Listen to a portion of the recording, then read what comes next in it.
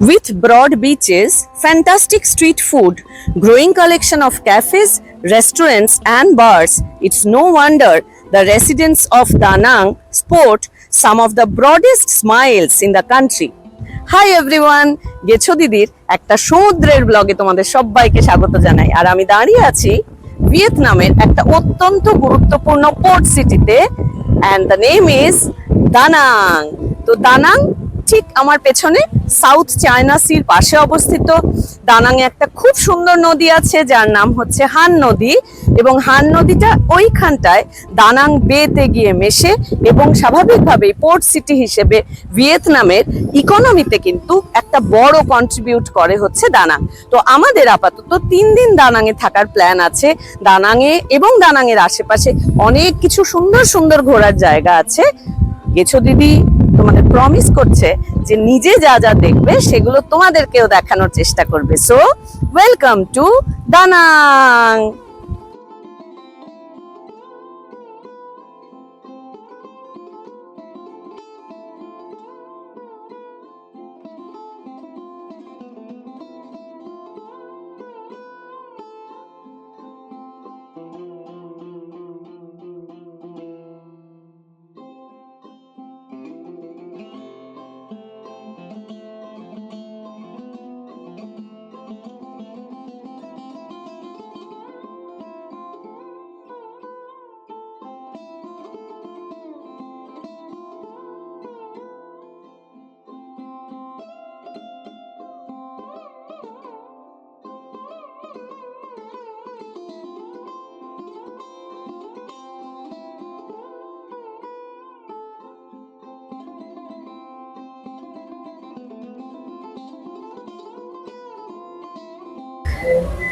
পুরী এবং দীঘার মতন যে সিটিগুলো বা শহরগুলো সমুদ্রের ধারে অবস্থিত, তাদের যারা মানুষ বসবাস করেন তাদের একটা ইম্পর্টেন্ট পেশা হয়, তারা ইউজুয়ালি মৎস্যজীবী হন। তো এই যে আমার একটু আগেই দেখছিলে তোমাদের গোল গোল ঝুড়ি বোট যেগুলো হয়, এখানে ইনফ্যাক্ট একটা ঝুড়ি বোট তৈরি করা হচ্ছে এবং মৎস্যজীবীরাই তৈরি করছেন। সঙ্গে এই যে এখানে মাছ ধরার জাল আছে, এগুলো সমুদ্রে নামিয়ে দেওয়া হয় এবং টিপিক্যাল আমাদের ইঁদুর ধরার কলের মতন একটা এদিক দিয়ে মাছ ঢুকবে আর থাকবে, তারপরে ওরা ট্র্যাপড হয়ে যাবে আর কি।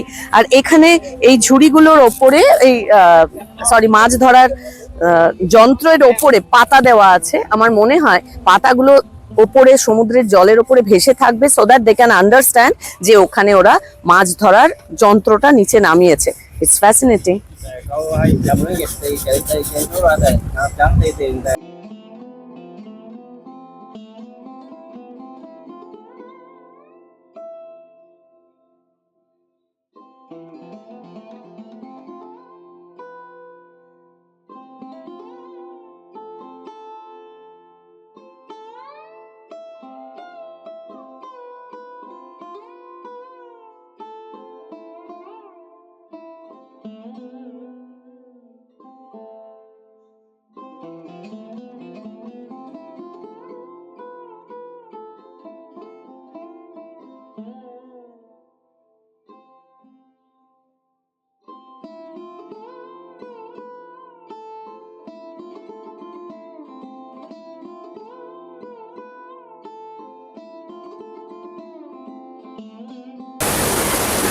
এটা একটা ভীষণ ফ্যাসিনেটিং জায়গা যেটা তোমাদেরকে দেখাতে চাই।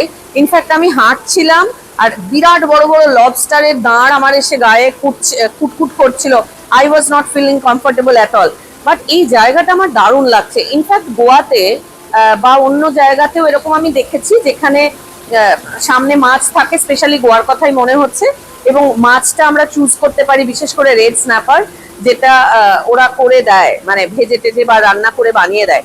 কিন্তু এই বিশাল পরিমাণ জায়গা নিয়ে এরকম একটা পুরো ফিশারি মতন মনে হচ্ছে, আমি ফিশারির মধ্যে দাঁড়িয়ে আছি এবং আমার পুরো মনে হচ্ছে যে মাছরা বলছে আর কি, এসো এসো আমাকে খাও, আমাকে চুজ করো আর আমাকে দিয়ে কোনো খাবার বানাও।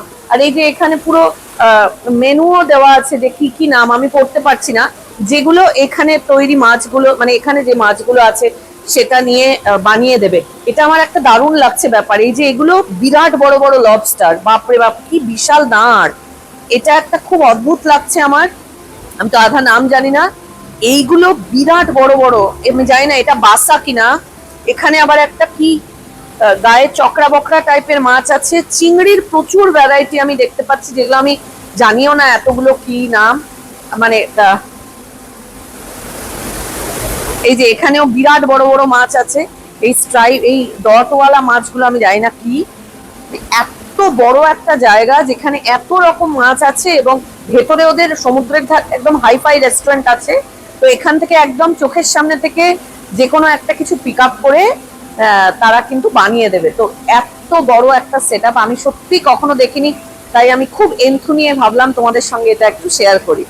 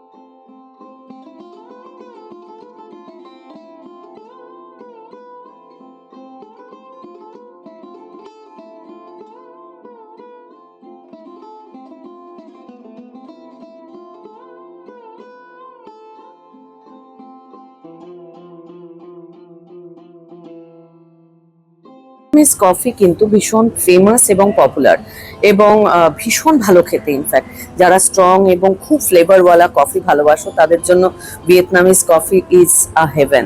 তো আমি যেমন ভীষণ কফি ভালোবাসি, তাই প্রায়শই চেষ্টা করছি কফি খেতে। কিন্তু কফি খাওয়ার সময় একটা গেছো দিদির অ্যাডভাইস আছে।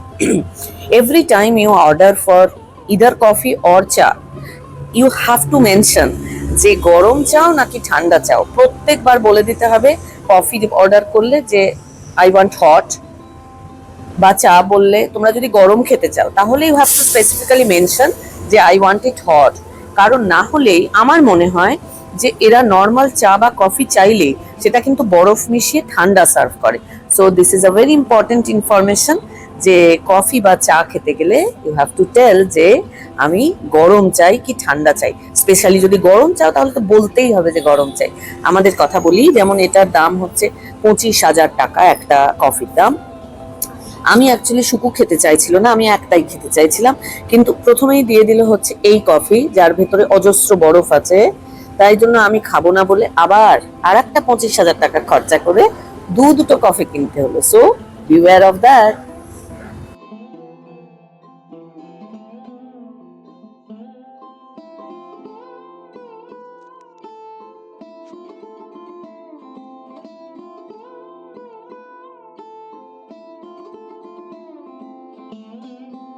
দা নাং ভিয়েতনামের অত্যন্ত পপুলার একটা জায়গা, এবং সমুদ্রের ধারে অবস্থিত বলে আমাদের মতন সো কল্ড ফরেন ট্রাভেলাররা যেমন আসেন, ওখানকার যে লোকাল রেসিডেন্টস তারাও কিন্তু আমি দেখলাম উইকেন্ডে ছুটি মানাতে প্রচুর লোকে কিন্তু দানাং যান। এবং দানাংয়ের এই সমুদ্রের ধারে কত রকম যে অ্যাক্টিভিটিস হয়, যদিও আমিও সব করিনি। আর কিচ্ছু যদি কেউ না করে, এরকম দুর্দান্ত একটা রেস্টুরেন্টে বসে অনেকক্ষণ ঘন্টার পর ঘন্টা সাধারণ কিছু খাবার নিয়ে বসে থাকতেও কিন্তু ভীষণ ভালো লাগে। তো দানাংয়ে আমরা বেসিক্যালি 2 দিন ছিলাম। তো প্রথম দিনটা আমরা কাইন্ড অফ রিল্যাক্স করেছি এবং সমুদ্রের ধারটাই কিন্তু মূলত এক্সপ্লোর করেছি। এই শহরে আশেপাশে যা যা কিছু দর্শনীয় আছে সেগুলো আমার পরের রবিবারের গল্পে তোমরা দেখতে পারবে, কারণ দানাং শহরের আশেপাশে কিন্তু সত্যি অনেক বেড়ানোর জায়গা আছে। তো সেগুলো তো আমরা একদম কোনা কোনা ঘুরেছি, যেরকম গেছো দিদিরা বেড়াতে ভালোবাসে আর কি। তো আশা করছি দানাংয়ের এই প্রথম পর্ব তোমাদের ভালো লাগলো। পরের রবিবারের জন্য অপেক্ষা করতে হবে এবং সেটাতে তোমরা দেখবে যে দানাং থেকে কোন কোন জিনিসগুলো দেখার আছে, কোন কোন জায়গাগুলো অবশ্যই বেড়াতে যাওয়া উচিত ইত্যাদি প্রভৃতি। আজকের মতন এই অবধি। সবাই ভীষণ ভালো থেকো, ভালো রেখো সবাইকে। Bye bye everyone, take care.